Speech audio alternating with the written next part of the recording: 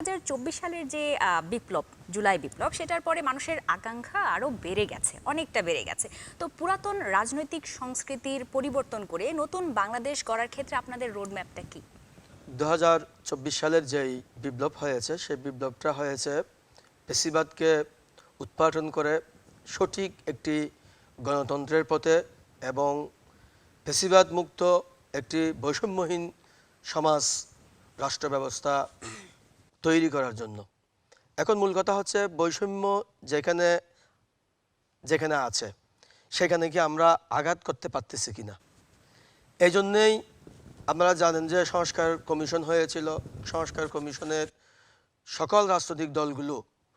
দীর্ঘ সময় আলাপ আলোচনা করে একটা রোডম্যাপ ঠিক করেছেন কোন কোন বিষয়ে সংস্কার হবে, বিশেষ করে সংবিধানের কোন কোন জায়গায় সংস্কার হবে। তো সেখানে আমরা দেখতে পাচ্ছি সংস্কারের এই বিষয়টিকে আইনি ভিত্তি দেওয়ার জন্য ইতিমধ্যে সরকার একটা তাদের প্রজ্ঞাপন জারি করেছেন এবং আগামী 12 তারিখ যে নির্বাচন হচ্ছে সেটি শুধু জাতীয় নির্বাচন না, সেখানে একটি গুরুত্বপূর্ণ বিষয় হচ্ছে হ্যাঁ এবং না ভোটের যে গণভোটের নির্বাচন, যেটা গণভোটের ওইখানে যদি আমরা একটু খেয়াল করি তাহলে এই গণভোটের জন্য যে দেওয়া হয়েছে যে সমস্ত পয়েন্টগুলো এখানে দেওয়া হয়েছে, যদি বাংলাদেশের জনগণ 12 তারিখের সেই গণভোটের নির্বাচনে হাঁকে জয়যুক্ত করে এবং যে সমস্ত সংস্কারগুলো করার জন্য ইতিমধ্যেই প্রক্রিয়ায় চলে আসছে সেগুলো যদি আইনি ভিত্তি পায় তাহলে এবং রাজনৈতিক দল যারাই ক্ষমতায় যাবে, ক্ষমতায় গিয়ে যদি সে সমস্ত বিষয়গুলোকে সামনে রেখে সংস্কারের বিষয় যে প্রতিশ্রুতি জনগণের সেগুলো যদি তারা পূরণ করে তাহলে আমার মনে হয় যে আগামীর বাংলাদেশ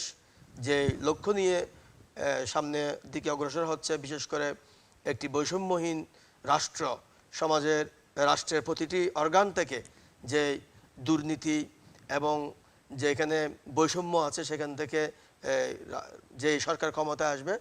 তারা অবশ্যই সেটি উৎপাদন করতে পারবে এবং বাংলাদেশ সঠিক পথে পরিচালিত হবে।